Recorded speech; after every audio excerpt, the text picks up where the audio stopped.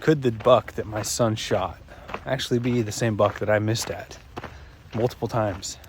What up? It's Black Friday.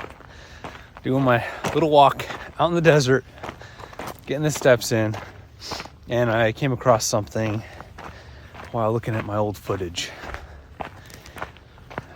Could the buck that my son shot actually be the same buck that I missed at multiple times and have hunted since 2022? I think it could be possible.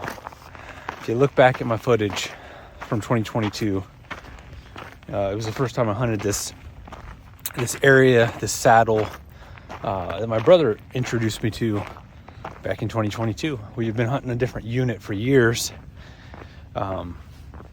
and we got tags in this other unit, and we had kind of somewhat of a plan. But my brother said, "Hey, we can go up this gnarly road and go check this out." And that was the first time I ever hunted it, and it got me hooked to continue to hunt it year after year, because there's always bucks in this little saddle.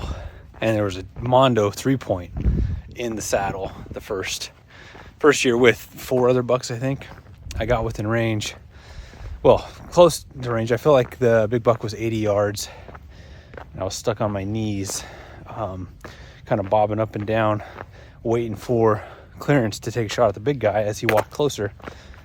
But he continued to get closer until they eventually they bumped, and I didn't get any shot. But in that group of bucks was kind of a wider, well, he was young in 2022, but he has the same features as Spencer's, where narrow in the back, little pointy too on the middles, and he was just in the group of bucks. And so year after year, which is only a couple years, but how many times I've hunted in that saddle is more than just a few times. Every time I go on that hunt, I will go hunt that saddle because I find deer in that saddle going up or down. And in 2023, as we're glassing down into the hole, I found that buck that I think was Spencer's buck, and another buck. I can't remember how big that one was, but I went in there and stalked in, watched him bed, took a shot, and that's where I shot far right. If you remember that hunt, it's there. Shot again, far right. Your boy missed twice. Shot at camp, didn't even hit the target at 5 yards. So the slide, the sight was totally off. So I missed. But as I zoom in on that buck, he's got that same, a little bit bigger in the front, and then a little narrow in the back, and little forks in the middle, and that's Spencer's buck. If you look at his buck that he shot this year, 2024, it's bigger in the front, nicer forks in the back, a little bit narrow, and forks on the top. And that buck's been living in there for a couple years, and probably longer, from before I started hunting that spot. But I think it's kind of cool. My son shot the deer that I missed at twice. After that first round that I missed, we went and did a stalk. Spencer and I got within, I feel like it was 30 or 40 yards. I can't remember what I said in the video, but they bumped, and we continued to pursue. But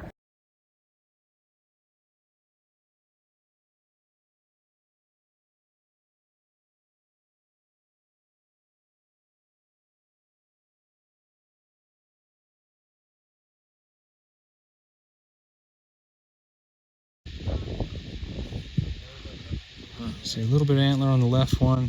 That guy on the right's pretty good. Yeah, probably the one I keep shooting at every year.